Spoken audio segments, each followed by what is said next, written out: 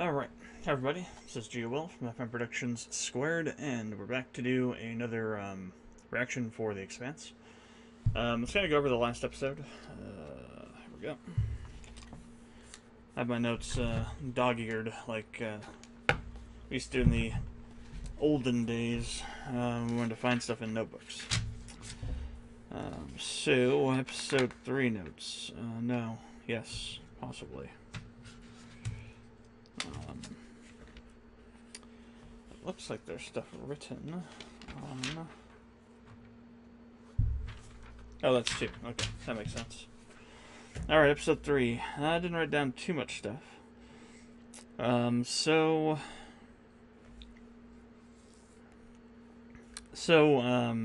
The lightning that's...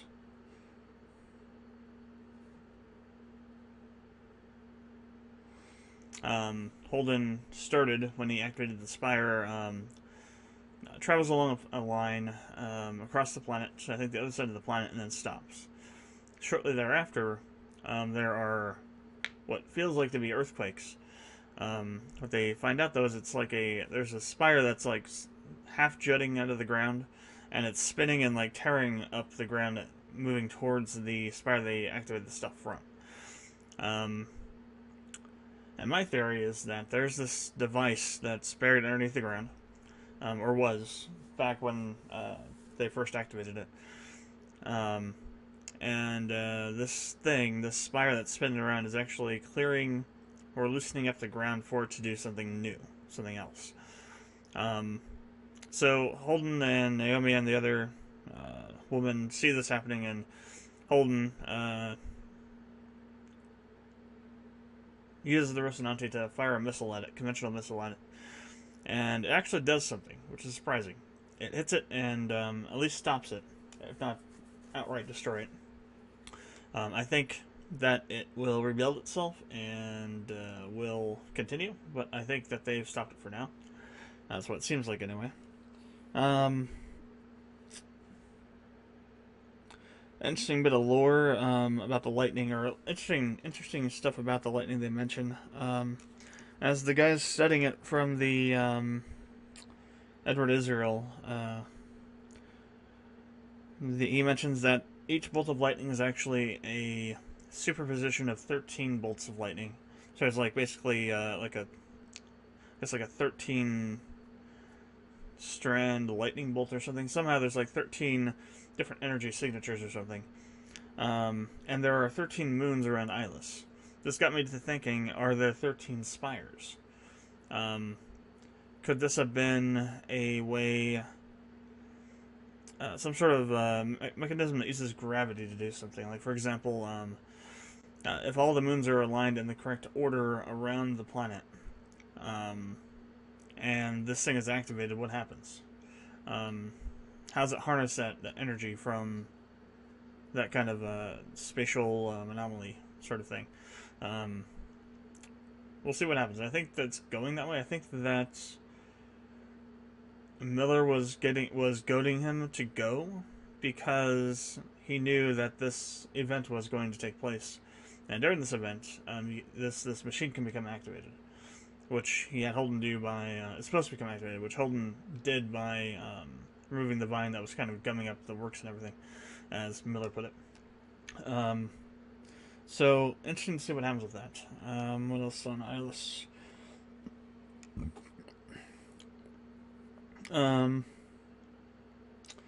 So Mitri, and I think his name is Mitri now, the security officer from RCE, which is the name of the company that's doing the security contracting for the other company that wants to do the feasibility research on mining Ilis for lithium. That's my theory about why that company's there anyway. And he's the security chief guy, the Amos-like guy. So he has this like advanced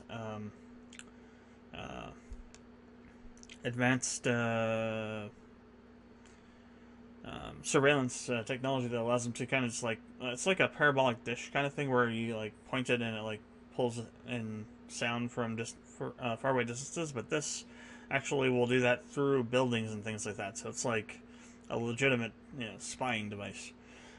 So he's been listening to the Belters and knows about this plan that they have to basically ambush them and take them out because the Belters don't want them there. And ever since Mitri blew away that guy, there's been a lot of tension and been building up to this thing. So later on in the episode, this group that's planning this comes out of their meeting and ends up getting just totally blown away by Mitri and the rest because they knew about it and planned their own ambush of them. Let's see what else.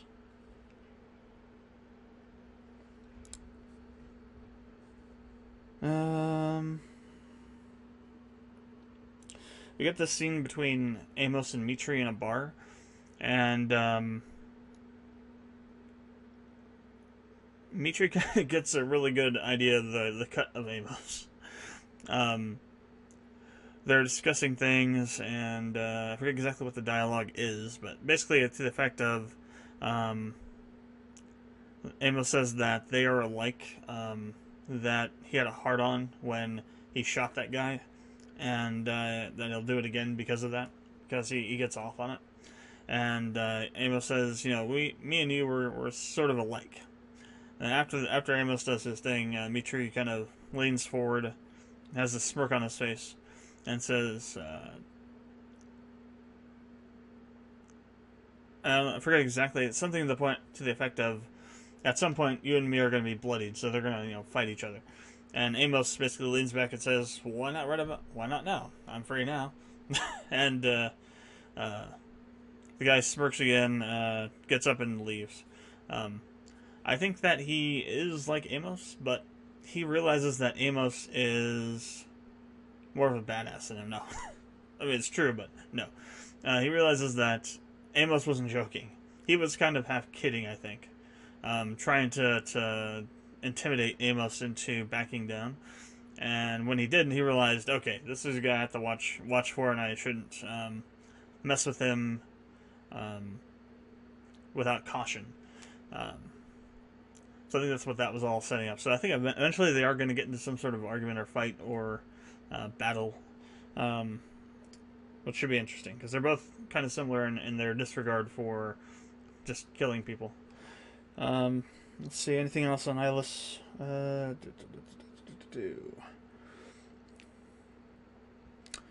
Don't think so. Alright, so the Homeland Secretary, I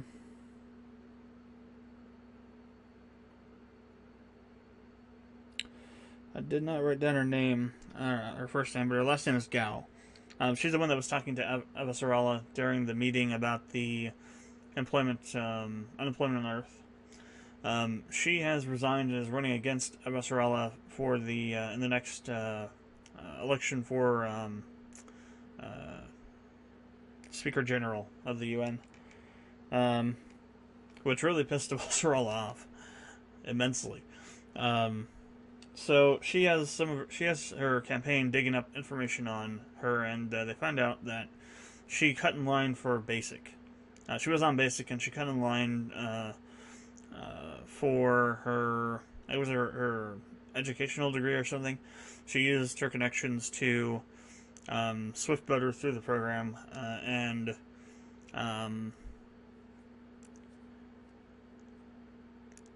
there was something else that she might have lied on some information on her application. So Avasarala is going full out hard on this person, which is good, because that's kind of the character she has developed into. It's just a really hard line, get crap done, take no prisoners kind of character, which is what I like about the character. They can just go from 0 to 160 in 0 seconds, in like half a second. Go insanely crazy. In terms of the Martian storyline, we find out that that there's this guy that there's a guy that's controlling things from behind the scenes, that's running what I think is maybe not a mob organization per se, but something similar to that, behind the scenes on Mars. he is using David to bribe Bobby to steal something for them, and it turns out that it's a some sort of communication encryption technology. So either they want to encrypt communications, or they want to be able to decrypt communications using it. Being able to like reverse engineer the algorithms and the equations that they're used to encode information through these things and be able to decrypt them that way. We also find out that this guy's a cop, so he's part of the system, and he's using his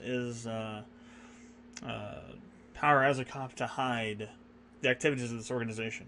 So Bobby tries to report this guy and ends up getting him as the case manager for her missing persons claim, or missing persons report. And it's an interesting tense scene that happens with that. Then after Bobby, she doesn't actually steal it. She leaves a box open, and leaves a door open so that people that are working for him can come and get it, or the people that want to come and get it and take it. So these guys come in and take it. Bobby takes a picture of one of them to try and identify them, and can't. They're not in the Martian system. At first I thought they were UNM, United, they're part of the UN, and they were doing some sort of covert operation to prepare for a new attack on Mars or something. But then Bobby sees them leaving, and she takes another, zooms in with her visor thing, and notices that there are tattoos that are mostly covered, but they screwed up and left some of them uncovered, some portions of them uncovered. She's able to zoom in and like scan them and see that they're actually belters. So I think that this organization on Mars and these guys are all part of the whole rebel, belter rebel group that's been terrorizing the sector, terrorizing the system. So that should be interesting to see what happens with that too. That's all I wrote down too. So, what I'm hoping to see in this episode is to see more about this thing on Ilis, whatever the hell it is. And I want to see what happens with this whole communications thing, because they did take it. So there's going to be some impact. I want to see what they do with it. See if I am on the money as far as what they're going to do with it. So, the Expanse episode 4 notes. Okay, so episode 4.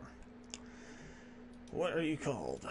You are called Retrograde. Okay.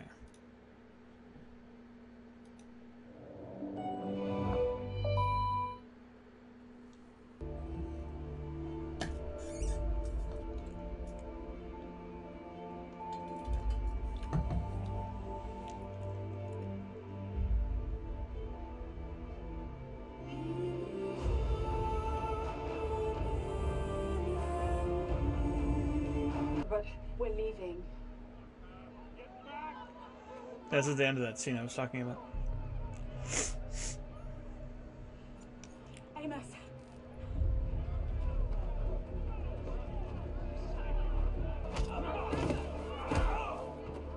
Oh, that was Amos.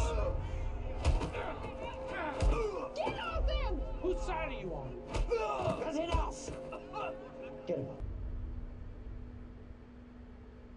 What a goddamn waste. I call it a goddamn miracle. We sure it's dead? Oh, that's right. It's not Naomi. It's It'll be fine. We have Alex. very different agendas. And you haven't been honest about yours. Yeah, look at that. It's like got like a blade You attached to had it. What the things hell? when things started. I think you knew this was going to happen. And you know more than you're telling me. Who is Miller? Unfortunately, that's on a need-to-know basis, Tom. At this point, I think I qualify. Naomi? I was like, okay, you think you qualify? Let's see. Reasons you don't. You killed. We're on our way out of town. You see, there's another way to the ship. No, I'm fine. My heart's just exploding because the drugs don't work. He was protecting us. But there was nothing I could do. This is not a good time. What the fuck do you think you're doing? Bringing terrorists to justice. If they murdered yours, you'd be doing the same. Guy's pretty smart. James, He realizes that. my dear boy, I sent you to that planet to be my eyes and ears.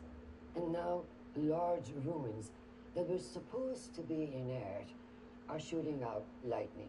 Those are gonna be epic. And there is nothing to carve a few moments out of your busy schedule.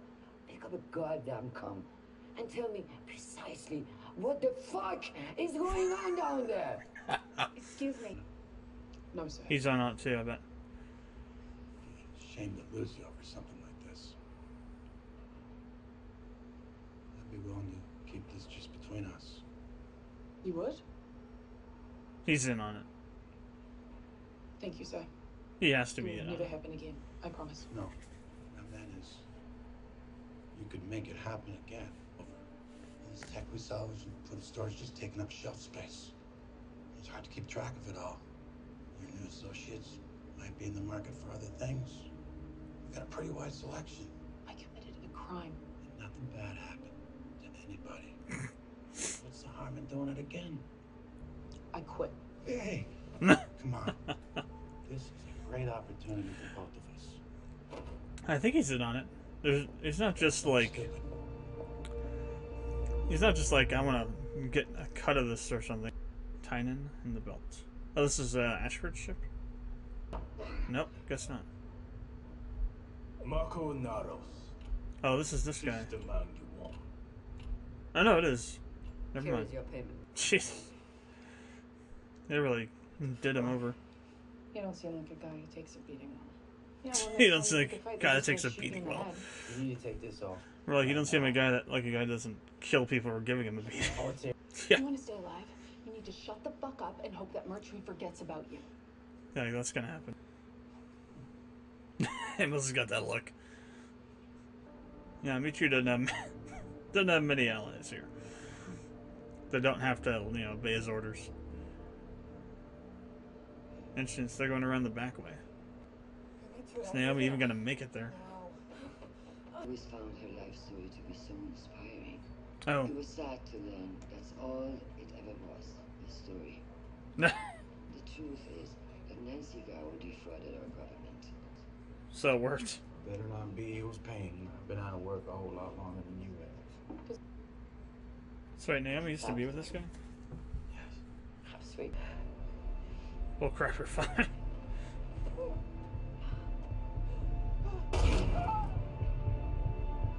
The frick, Mitra. Bored you.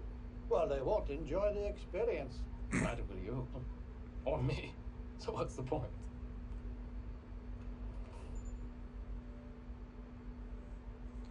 I wonder if Ashford thinks that he has people on board that are sabotaging. Please. Now, what did you mean about Mars? Yeah, he's got people on the ship. You can continue this conversation later.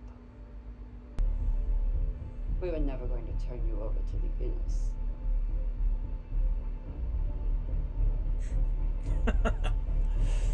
They're taking him to Dawes. You know that veterans drink for free at the bars? Why didn't anyone tell me that? Goodness, the bar. I figured he should take a good shot. Keep pressure on it. Won't help him. Yes, he would. He's Amos, basically. Of course he would. What the hell? Is she gonna fire a friggin' missile or something? Oh, hell.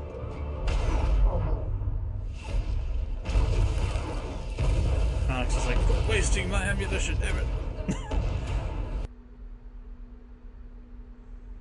I wonder what the thing at the back of the ship is. Been looking forward to this. Since you stole those guns from us on Iapetus. Oh. Black Sky gonna take 30% of Bernardo's holdings. To redress past grievance. Golden Bow would have said no less. Fred Johnson and Anderson Dawes appreciate the cooperation of Black Sky and Golden Bow in these new times. Fair is 25% each, with the rest divided evenly amongst all major factions. Respect from you get respect from us. We are all OP, huh? We will save a punishment for the crime. I think that will keep you safe. If you are judges, you can't be prison. You have broken the peace with the innocent. And your faction does not speak for the belt. He's a So little... long as it's not just one of you spacing me, it's This guy justice. is a little too confident. What is my crime? Were you all too happy carving up my corpse to care? Okay, You killed the Sojourner. Dos Arigas found you with the cargo. not long ago, that would have been called a victory. Black Sky killed the Earther governor on Titan. Why is that one not down here with me? Before the rings change everything, the rings did not change the inners. There are systems enough for everyone, they say. Riches for all. That has always been true. The belt has always been rich, and our wealth has always been taken from us. And now we are helping them. I've heard enough. Let the dead man have his say. He will talk us all to death if we let him. Kill him out, I say. This last time we will have to. We are the belt, the OPA. We have always fought for our lives. We lose that, we lose more than our soul. I did for all, belt. You want to think that everything is new here, isn't it?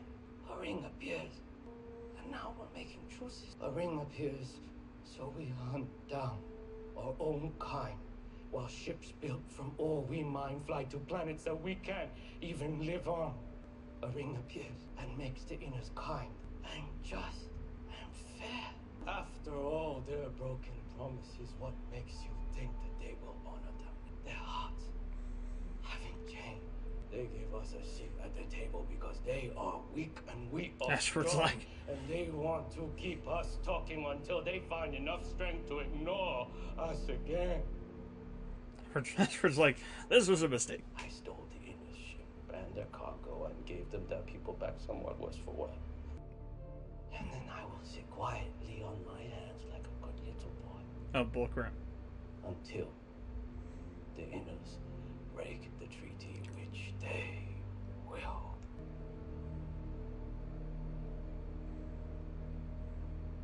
Who here condemns me? I have a right to know. Well, I speak for Anderson Dawes and City Station, and I say death. Life. Black Sky accepts Sonado's forfeit. Golden Bell also says life. We accept forfeit. Kubileya say. Nah. Kimi is gonna say life. I speak for Fred. We accept Denaro's offer. Yeah, He lives. I know. That was a little too on the nose. Ashford's like, what the hell did you just say? And they This was a mistake. Yeah. Not those words swayed you. I read his mind. Golden Bow and Black Sky already feared their position would decline once the Okay, she did it for the lifted. smart reason, And because if she said no, the Black Sky and Golden Bow would have gone to war with them. We would have been asking for a civil war. Bro. Exactly. I did what? He would be signing his own death warrant. If we catch you, Yeah, I fear we may not get him. they're both making very good points. This guy's a little too dangerous, but at the same time, him having convinced those other factions means that either No one else. you let him go, Does it still stand? and Still well, on job I'll at the docks. talk about it later on. This No, guy, no. this freaking guy. So he arranged this to try and blackmail her into working for him. Having recalled. The security team up here has locked down all Earthbound comms. Jeez. Mercury's orders from Jim, what the hell did you wake up? Jesus Christ. Letting you know I'm prepping for dust off. So that's like a... Yeah, it's like a frozen over lake. Oh, okay. He's right there. Holmes like, I don't give a crap. Was aiding and abetting a terrorist who just killed two Get him, Holden. innocent people Punch his aboard ass my in. ship. Boom, got him. Jesus, he let his This ends dropped his now. gun. You're not in charge anymore. It's interesting. What the hell was that?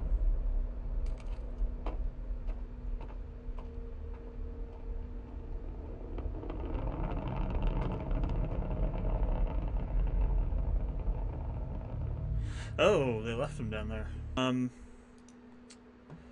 Let's talk about Ashford and Kamina here for a second. So, they make good points. Both of them do. Ashford is right. This guy's too dangerous to like leave to his own devices because he has the ability to persuade people through his the way that he has this ability to persuade people through appealing to their sense of pride. I mean, it's kind of similar to the same way like what Hitler did. Hitler was came into power by appealing to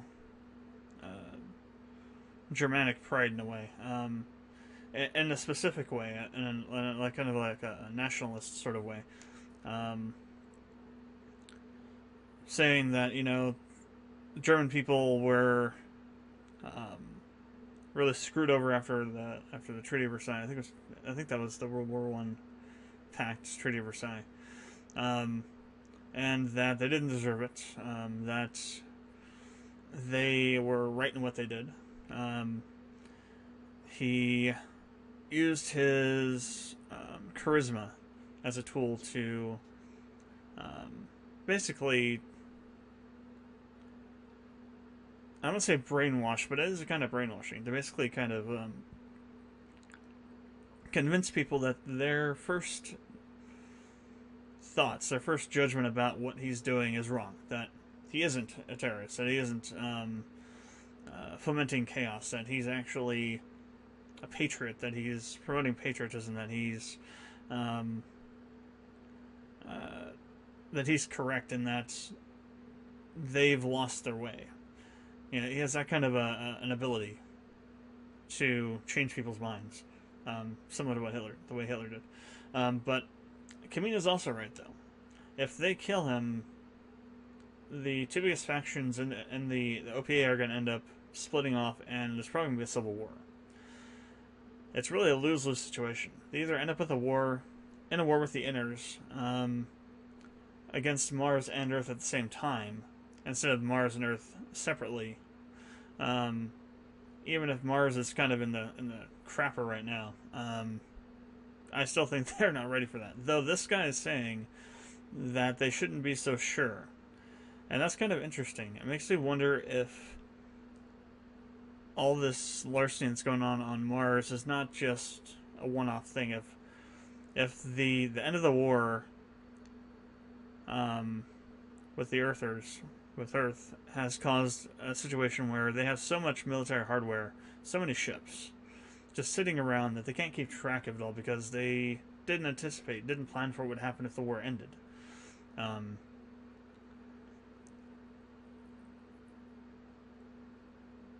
mean, they wanted a victory, obviously, but at the same time, it's the kind of thing what we see with our own militaries is that the contractors around them don't really want to see an end to a war, because that means that they no longer have contracts that they can make money from. So there's there's threads behind the scene trying to push things in certain directions, but so now that there's no more war, they got all this stuff laying around, they can't keep track of it all, and stuff's just getting stolen, and it's being stolen by this OPA group, or this separatist group of the Belters, and I'm betting they have a fleet of MCRN and UNM ships. Maybe not like really high top of the line class ships, but stuff that's better than what the Belt has normally. Actual warships that are not hobbled together from whatever they can scrounge around with. Actually well built, well functioning warships. Even if they're just frigates or cruisers, they have a whack of them, because they're able to like take this stuff without being noticed. So I think Kamina is reading the situation correctly too, in that if there is a civil war, the OPA is going to basically get destroyed by these guys. I think she thinks that he's too cocky, he's too confident in his position. I mean, he's standing there, or floating there, basically, two middle fingers away from getting spaced, and he's acting like a cocky son of a bitch. You either do that when you're bluffing, or you do that when you know that you have the upper hand. they might have surprised his ship or the people coming for him when they had the other ships there. But I'm betting that they left to go get more ships to come back and take him. So I see Ashford's point of view, but I think Kamina's right. Even at the risk of having the OPA taken away from Dawes and Johnson, a civil war is less worse than a war with the Inners. Because I think these guys have technology and weapons that the Belters don't have writ large. Because they've been stealing it. At least from Mars. I don't know if they've been stealing it from Earth too. I would assume so. I would assume Earth would have the same problem. Even more so because they have all these unemployed people. They have 50% unemployment, which is because all the Marines are coming back and don't have jobs now. Mars is starting to feel that now too. They also have that sort of similar problem. Not as bad, I don't think, because unemployment on Mars is basically non-existent because all of Mars was basically in the military or in some sort of military kind of industry, related industry that was maybe retooled for the war. So they're starting to feel the same stuff that Earth has been going through. So I would think that there would at least be some stuff that they would be stealing from Earth as well. The UN might have a better grasp on locking stuff down, though, so they may have more Martian stuff that's more advanced, basically. But yeah, so that whole thing is going to be interesting to see where that goes. They're building up something there, and it's going to be crazy whenever it comes to a head. So we got a bunch of other stuff to talk about. So the Dockmaster that Bobby was working for is either in on the whole scheme with this guy that's running this mob-like organization, or he wanted to try and force his way in for a cut. Now, what probably happened is two things. So either he's with him, or he went to report Bobby. He got assigned that one guy. He got assigned that guy, and that guy took his information and then cut him into the deal for that information. And then he uses it to then go after Bobby to actually arrest her for larceny and other crimes, and uses the threat of being jailed, to press gang her into his group. Now I'm starting to wonder now if that wasn't his intention the whole time. I'm wondering if the reason, that he even hired Bobby's nephew, David, to make the drugs was because he wanted to get Bobby involved somehow so he could then pull her in this way in the organization. Maybe he wanted, because he knows, she's pretty famous. She's considered a war hero even though she was dishonorably discharged. And he wants her skill sets to help him do whatever the hell he's doing. I still don't know how he's involved with the OPA people, the separatist group of the OPA, or if it's just transactional in nature. It's all business. He definitely is selling them stuff, though. Crap. So that'll be interesting to see where that goes. I think those two storylines are going to come together at some point. Maybe in ways we don't expect.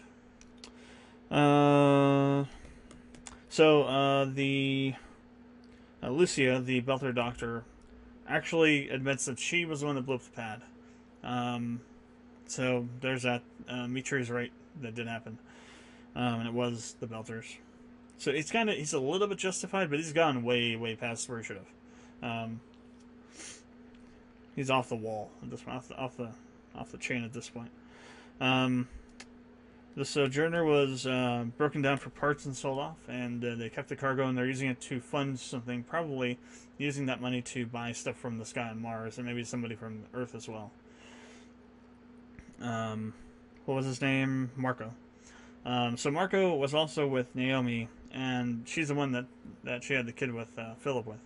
So there's a little bit of a tie-in with the other side of the story so far as well. There's like 5 or 6 different strands of story throughout this season. I like it when seasons get really story heavy like this.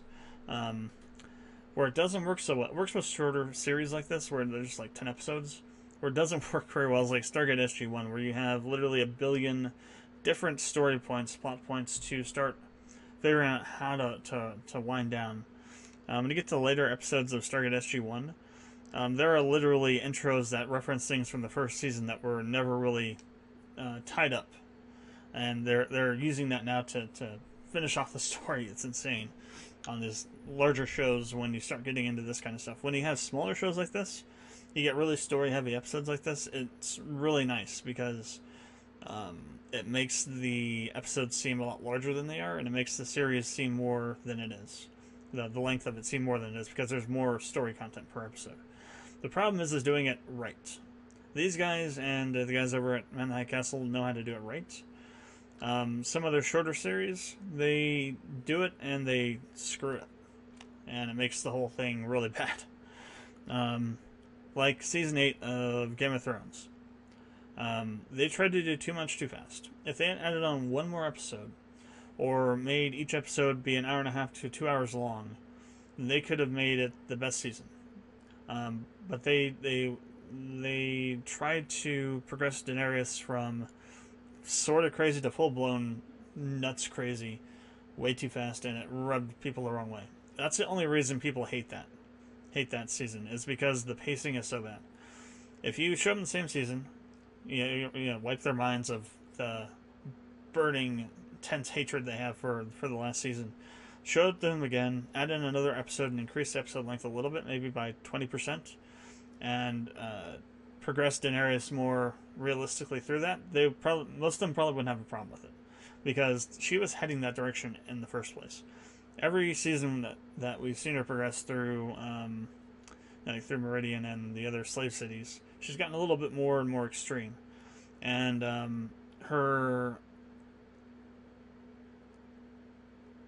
thoughts about what she's going to do when she gets to the Seven Kingdoms has also grown more extreme. So she was heading in this direction anyway.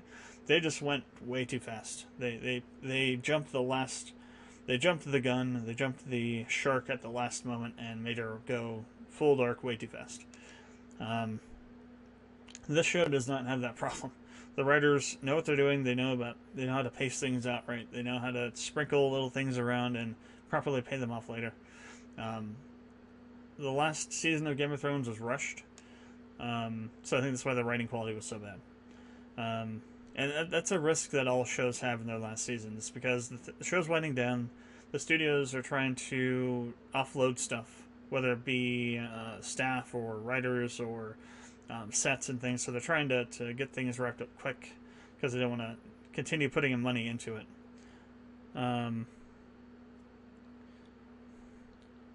Oh, you just now realized that. That is intriguing as all hell, though. That thing that was mentioning, but that's not about. This isn't about the remake. This isn't about Final Fantasy VII remake. This is about the Expanse. So they know how to write this stuff pretty well. Even in the last season of this show, I know they're going to do well with it. They're not going to rush it or cripple it somehow. So that's all that. So we talked about that. We talked about this. Let's see. So more stuff is happening with Eyeless. There are more spires that are showing up and doing their thing. These things that are doing this land clearing actually have blades on them. It's pretty interesting. So these were designed just to break up the land, and then there are these islands that they can see from orbit that are generating massive amounts of heat. So there's something about those, and I'm beginning to wonder if this is a fake planet. So they say there's a ton of lithium on this planet, right? What if that is because what they're seeing in mining is a power source, not packaged in any way that we would recognize as a power source, but they're able to. Somehow this technology is able to use that as a power source, just having it sitting around. And this is really was a real planet, but is now an artificial planet that life has grown back over atop of. Or maybe that was disguised in some way to look like an actual planet as a trap. We need Akbar in this show. because all this stuff is happening now. So we got this stuff that's under the surface of the planet. We got these spires coming up that are like breaking up the land above it. We've got these islands that are now heating up. That could be engines or some sort of generators. It would have to be one of those two things or a weapon to generate the amount of heat that they're seeing. Either that or the activity is causing, well, the planet has no geological activity. That means that the core is not very active. That means there wouldn't be any volcanoes. Kind of like our moon. Our moon has no volcanoes that are active because there's no, the core is basically solid. It's not active. There's no magma or anything going on there. That's all part of plate tectonics and things like that. So, what is all this stuff? After delivery, nothing important. So what I'm thinking is that this used to be a planet. The protomolecule came, stripped it of all life, turned it into an artificial one. Basically, killed the core, stopped any potential for geological activity, and then created these superstructures underneath the mantle, and potentially underneath the mantle, or basically tore up all the surface of it, used it for materials to build stuff, and then somehow has kind of generated a new sort of crust over it to mimic a planet. The question is why? Why would it do that? What is it supposed to? What is this thing supposed to be for? I think this planet's basically a giant machine. Maybe it's able to move itself. I don't know. It's got 13 moons too. What significance is that? What are the moons? Are the moons actual moons, or are these other machines? We're gonna find out. I think we're gonna find out pretty soon. And then the RCE is starting to make moves. They've on the Edward Israel, they've taken over communications and stopped, basically blocked outgoing communications from the system. And I think that Mitri is about to try and basically take over that entire ship and maybe use it for purposes it was not intended for. Let's put it that way. Show is picking up though. It's really interesting. Oh, and Avasarala's gambit for I'll write this down too. Avasarala is winning. For the moment, Avasarala's gambit to release that dirt on her opponent has worked, and she's now winning by a majority of votes, like 60% or something, in the next election. So that did work, but things are moving pretty quick. This show, I would rate this one as a 9. This one, I think, is a 9 out of 10. This episode had a lot of interesting stuff in it. It had a lot of suspenseful stuff, a lot of drama. They introduced a hell of a lot more story. We literally have, like, I think 4 or 5 concurrently running story arcs here now. So some of them are major, some of them are minor, maybe even 7. So we have Naomi's issues with the drugs. We have Amos and that woman he's sleeping with. That's part of the RCE. We have Mitri's crusade to bring people to justice for what they did. Kind of sort of justified, but also has gone overboard with it now. We have the whole thing with Eyeless, whatever's going on there. We haven't heard from Miller in a while, so something's going on with Miller too. I'll include that separately from the planet. Then we have Vasarala's stuff with her election. We have the stuff with the Belters. So we have the kind of the brewing civil war sort of thing with the Belters. In addition to the Belters possibly working with some people on Mars and Earth to steal stuff. And then we have what's going on with Bobby and all that. So there's actually 9 different story threads going on right now. Maybe 5 or 6 minor or major, and the rest are minor story lines, but they're all different threads going on at the same time right now. That's kind of insane. Usually you have like an A and a B story in a show, and this has got like A, B, C, D, E, F, G, all the way to like Z or something. And I like shows that do that and do it well, because it gives you a lot of richness to the episodes, and when you go back and watch their stuff again, you start picking up on new things that you didn't notice before, because there's so much stuff to pick apart and to examine and find. So, thanks for taking the time to watch the reaction. If you have any comments or questions, leave them below. I'd appreciate it if you subscribe to the channel, and I will see you for the next one.